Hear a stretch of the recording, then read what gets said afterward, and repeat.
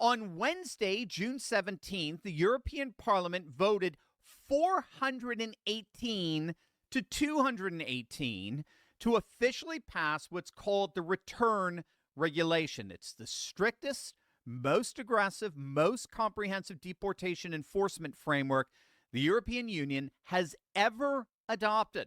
And then we turn to the WashingtonTimes.com, and here it is, folks, just as Dr. Steve Turley has said, and I'll read it for you right now. The European Parliament erupted into dueling chants Wednesday after lawmakers approved what Euronews called the bloc's toughest shift in migration policy in decades. A sweeping overhaul of the European Union's migrant return system that conservative leaders hailed as a turning point in the continent's approach to illegal immigration. Members of the European Union voted 418 to 218 with 30 abstentions to adopt the return regulation, a measure designed to accelerate the removal of third country nationals without legal status in the EU. As the tally was announced, right-wing lawmakers stood, applauded, and chanted, "Send them back," according to the video of the session. Left-wing members responded with chants of, "Shame on you," "Shame on them," "Shame on you, you liberal scum." The regulation, passed with the support of center-right and far-right groups in a rare show of unity, would require migrants subject to return order to generally depart within 30 days. It also authorizes member states to detain migrants for up to 24 months with the possibility of a further extension, and creates a framework for offshore return hubs, deportation centers in third countries outside the EU. The Wednesday vote ratified a provisional agreement reached between Parliament and the Council of the European Union on June 1st, according to the European Commission. The regulation must still be formally adopted by the Council and published in the official journal before entering into force. Under a two-stage implementation schedule, provisions related to return hubs to take effect immediately upon publication, while most other measures apply 1 year later. Supporters have argued the rules are long overdue. The European Conservatives and Reformists group, citing European Commission data, noted that only about 20% of the migrants who received the return decision are actually removed, a gap the new regulation is designed to close. Under the rules, migrants are required to cooperate with authorities by providing identification, travel documents, and biometric information, and are prohibited from evading enforcement or concealing documents.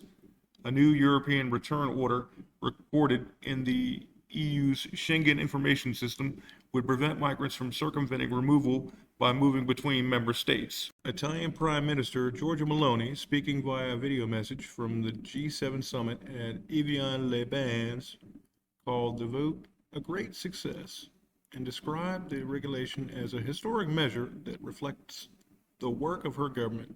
Ms. Meloni said the legislation would allow the EU to swiftly return those without the right to remain, and noted that the regulation incorporates the offshore processing model that Italy established through its protocol with Albania. Other right-wing figures in France and Austria echoed her praise, framing the vote as evidence that pressure from the right is reshaping EU policy.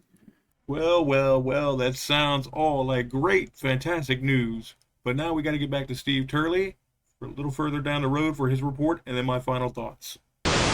The political coalition that made it happen was the same bloc that we saw forming back in March in their preliminary vote.